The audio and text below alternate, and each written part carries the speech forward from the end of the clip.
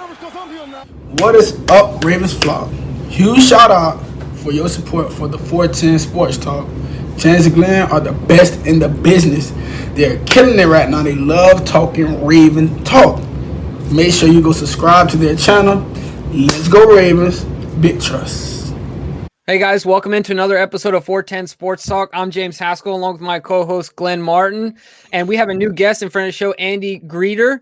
I was a sports writer at the Pioneer Press. Really excited to have him on. Andy has the insight into our number one draft pick, Rashod Bateman. So we're really excited to dig into his knowledge and understanding of Rashod and his game, the type of player and teammate we're getting. Andy, thanks for coming on. Yeah, thanks for having me on, guys. Yeah, I know a lot of fans were hopeful that the Ravens would go receiver in the first round, and I think Eric DaCosta and John did a good job at kind of hiding their cards a little bit and not letting anybody know where they were going to go. But of course, they ended up going with Rashod Bateman. So the first thing I want to know is, how did the guy shrink the entire time he was in school? I got to know, how is he listed at, I think, 6'4" in high school, 6'2" at Minnesota, and he comes out just over 6 feet tall. Is this just something that's commonplace around college football to kind of inflate the guy's size? Or, what was going on with the size for Rashod?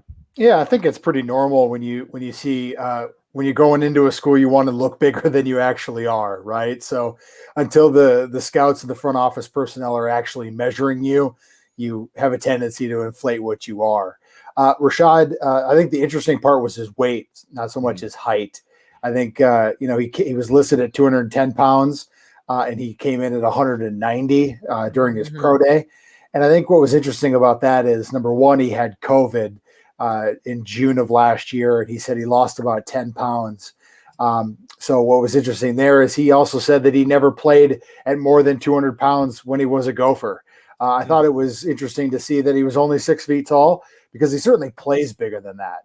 He has a basketball background and has a real ability to go up and get balls, a lot of one-handed catches, a lot of contested catches in traffic, and he plays bigger than the 6 feet that he actually is.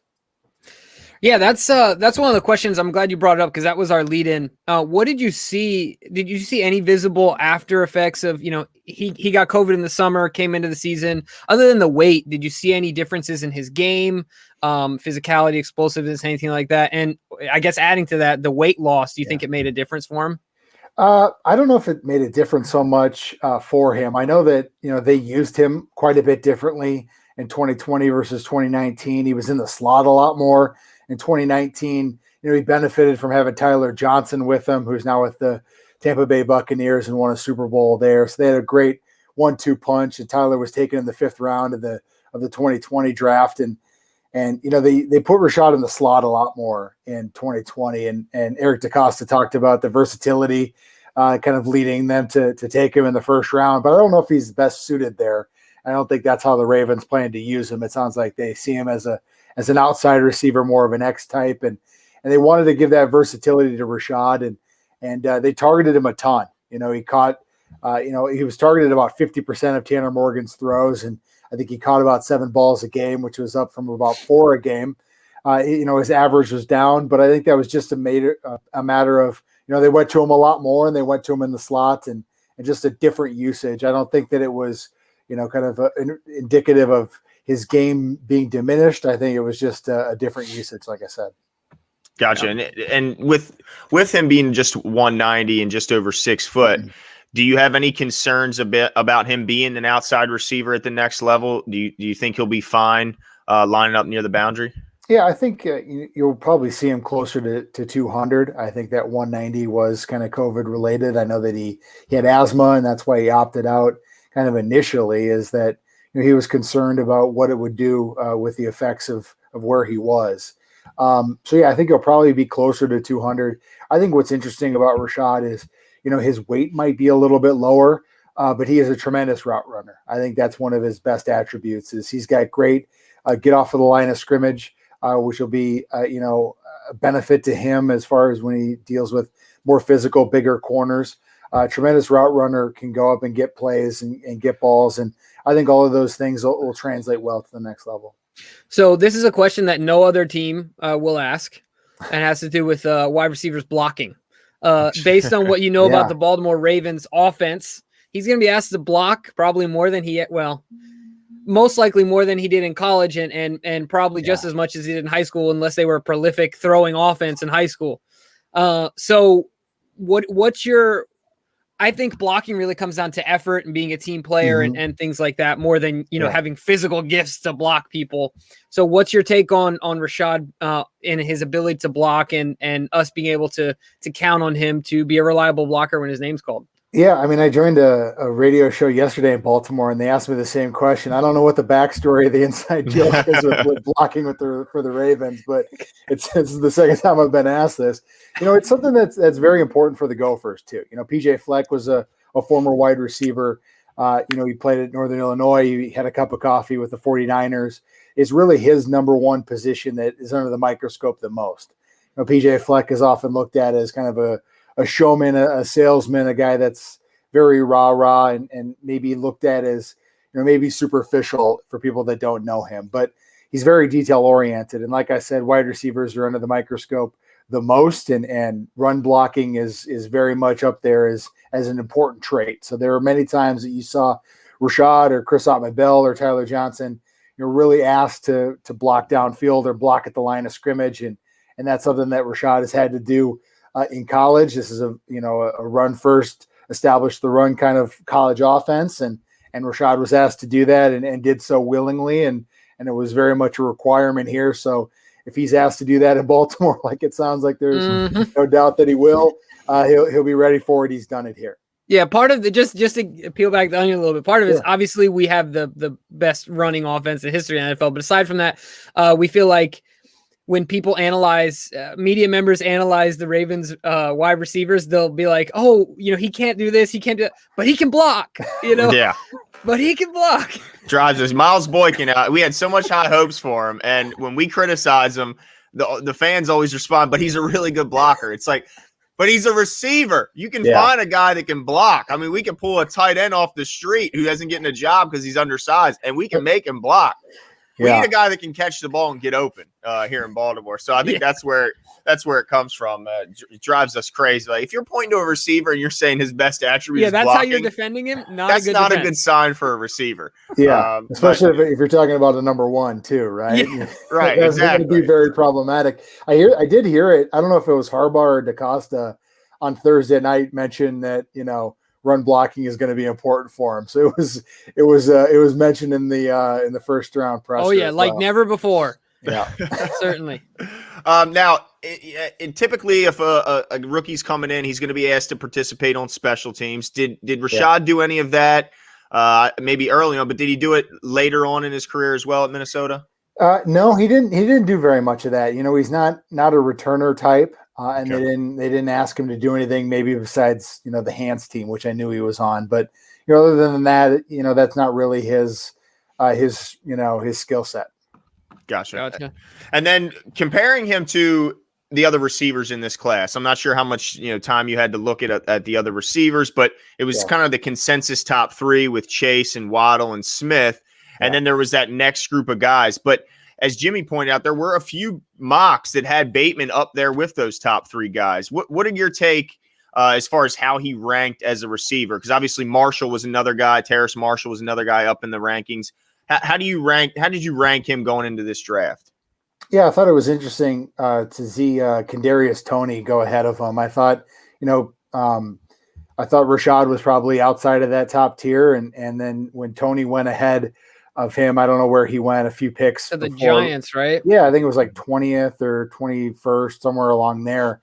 I thought there was, well, maybe Rashod might slip out of the first round. And that was a big deal in Minnesota because the Gophers haven't had a first round pick since Lawrence Maroney in 2006. So Rashod was really looked at as the guy that could kind of break that drought. And he was able to do so. Yeah, I thought he was kind of outside of that top tier, just as far as, top end playmaking potential and ability. But when you look at what he did in 2019, he had 60 catches and 20 yards a catch. And that's something that Jamar Chase and I think one other guy in 2019 did. So he was right up there as far as production and big plays and taking the top off of defense. And he was able to do that when he had Tyler Johnson and when they had, just a great dynamic offense 2 years ago. Yeah, and that's impressive considering, Jamar Chase had Joe Burrow throwing him the football, and look at all the guys that they had. I mean, those guys have, LSU guys from that draft class. Well, there was a lot of guys in the draft, so they had an incredible surrounding cast where he was probably a large focal point of that offense, still putting in the production like that. That speaks a lot. But one of the things I really like about Rashod Bateman is his ability to win in 50-50 scenarios. Mm-hmm. I saw, of course, a lot of highlight tapes of him doing so. And like you talked about, he plays big. But can you speak to what makes him good at that part of his game? And do you see it translating into the NFL? Yeah, I think probably the biggest thing is, he's just very athletic. I think one of the reasons that he came to Minnesota and they've got him out of the SEC in Southern Georgia was because he was a basketball recruit first off. I think he was committed or had offers from Penn State and Virginia Tech. So, there were thoughts of, this guy is probably a basketball player first off. So when the Gophers came in and offered him at a satellite camp, he committed on the spot because his love is football. So I think that there's just that athleticism, that understanding of when to time jumps, when to go up and get it if it's a rebound, and when to contest and kind of use body position. I think some of his basketball skills are kind of why you see some of the skills that he has. And kind of, he did that in college too. I mean, like we talked about, he came in as a true freshman and it wasn't too big of a moment for him. He was a 4-star recruit. He was kind of the number one guy in PJ's first full recruiting class. And there were a lot of expectations on him and it was never too big for him. He was shy at the start, but he was always, respectful and courteous and a great teammate. And then as he became kind of a star, we saw that same kind of respect and teammate centric way about him throughout his career. It was never, kind of, usually when you have wide receivers, it can go to a diva place kind of quickly. And with Rashod, that was never the case. And I think that's encouraging for what he's going to be like in Baltimore. Yeah, that's awesome because I'm a big believer in the basketball background and it probably has a lot to do with the footwork and his route running as well. I'm sure. So that's awesome to hear that he had serious inquiries and scholarships out there at big name schools. Cause we've seen a lot of guys play basketball at small schools with a lot less competition, be extremely athletic when they come over to the NFL. And so that's encouraging. Yeah, I always like hearing multi-sport athletes in a day and age where it seems like they all focus solely on that one sport. But I do think there's a benefit of playing multiple sports. And the last thing I wanted to ask you about, and you touched on a little bit earlier, is the route running, because that's really the area that all scouts and analysts I've seen have been pointing to about Bateman that kind of sets him apart from a lot of the other guys is how developed he is as a route runner, how he changes speeds, uses deception well in his route. So, if you saw him up close and personal, I mean, just how good is that his route running, and will that part, of his game, the hype part of that game, will he live up to the hype that is his route running coming into the league? I think so. I think what's interesting is, his position coach is Matt Simon, and he's been with PJ Fleck for a long time. And Matt Simon has had offers to go to the NFL to be a position coach at that level because that's how highly respected he is at his job. And like I said, PJ, this is the number one position for PJ Fleck. He has 2 first-round picks as a head coach, and the other one was Corey Davis, which was, I think, a top 5 pick in 2017. So he's done this before and has produced top-end type talent. I think that it's his get off first off. He has great kind of choppiness to be able to elude contact in the first 5 yards and kind of has great job kind of getting in and out of his breaks. Can run a lot of different routes and has a very knowledgeable understanding of what he needs to do to create separation. I thought what was interesting coming out of last year and going into the draft is there was thoughts of, is Rashod Bateman slow? And that was kind of a rumor that was coming out over the winter. And a lot of people here were like, well, where's the evidence for that? Like, he never had problems getting open. He was never really caught from behind. So that rumor was kind of difficult to pin down.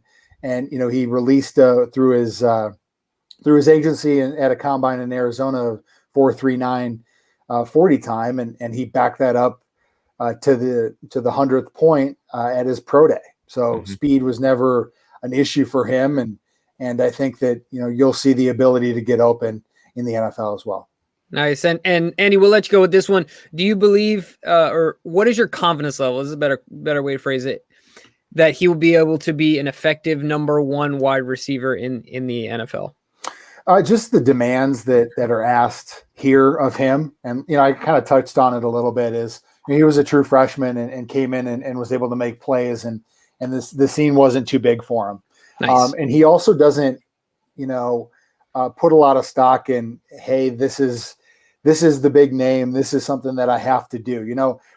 There's a good story about, he was committed to the Gophers for a long time, and even got a PJ Flex, tagline is "Row the boat." He got a "Row the boat" tattoo on his forearm to just show you the level of commitment and loyalty that he has. So when Kirby Smart in his home state came to him and had a scholarship open for him, the big name, the Georgia program, the SEC, staying home, that wasn't a big deal to him.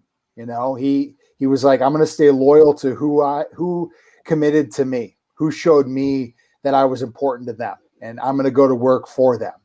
And I think that he has a lot of respect for Lamar, but it also won't be too big for him because he understands that he has a job to do. And I think what was interesting is, Tyler Johnson, who he was with in 2019, fell to the 5th round and had a real tough time getting on the field with Antonio Brown and Chris Godwin and a lot of guys down in Tampa. But once the playoffs hit, Tyler Johnson was on the field on 3rd down in the NFC Championship game at Lambeau Field and had a big catch. And he was a rookie that didn't play very much in a 5th round pick. And at the biggest stage, Tyler was able to stamp up and do it. And that's something that just was expected around here. And he did. And Rashod did the very same thing. So I saw it transition for Tyler, who was a different wide receiver, but was up for a big moment. And Rashod had much bigger moments and was asked to do more. And I think that's what he'll come through with. Nice. Row the boat. It kind of reminds me, too, of Lamar with the tattoo, because he had, of course, the purple feathers tattooed on his chest. And so when anybody asks, do you think Lamar's leaving? I said, I don't think Lamar would get purple feathers tattooed across his chest if he's planning on not extending. That has like contract. Family in the middle of it or something like that, right? It doesn't make a whole lot of sense. But I do have one last question, and then we'll let you out of here. Eric DeCosta always says the number one thing he wants, all the reporters and everyone who meets a Raven, the first thing he wants them to say is, this is a good guy. It's a good person. So what kind of person are they getting in Rashod Bateman? Like I touched on with the tattoo, you're getting someone that's loyal, that's hardworking, that's humble. I don't know if you guys have seen some of the stories. I think The Ringer had one. Pete Thamel at Yahoo had one. He came up from a hard childhood. His mom was a single mother, and his stepfather was an alcoholic and abusive. And Rashod had to step up and defend his mother when he was 9 or 10 years old. So you saw a kid that was defending his mom in a very dangerous, difficult situation, very traumatic time period. And he was able to show a maturity at that stage that kind of was well beyond his years. Yeah, so there's that. Every experience that I had with Rashod was always high quality. He was always very respectful, always put thought into his answers. His uncle was one of his main father figures and coached him in high school. And his uncle died right before the 2019 season and was very, influential in his life. And at the pro day, he had it on the draft as well. He has a necklace with a picture of his uncle on it. And he was wearing it on draft night, and he was wearing it during his pro day too. And he got kind of emotional on his pro day just talking about that and the influence that his uncle had on his life and how he's trying to do things right by him and try to be a good person and a good man and a good teammate. And that's kind of who he is, a very family oriented, just a good guy that always, whenever I dealt with him with every experience that he had in Minnesota, was always high class. That's great to hear. He sounds like a Raven. That's right. Yeah. So if you guys don't remember anything from this, remember, row the boat. I love it. I think that's so awesome. Andy, thanks for coming on, man. We appreciate the time. Why don't you let everyone know where they can find you, the things that you work on, the content that you put out? Yeah, so on Twitter, it's at Andy Greder. It's twincities.com. I cover the Gopher football team. And just look forward to following Rashod the next level. Awesome. Thanks again, Andy. Have a great evening. Yep.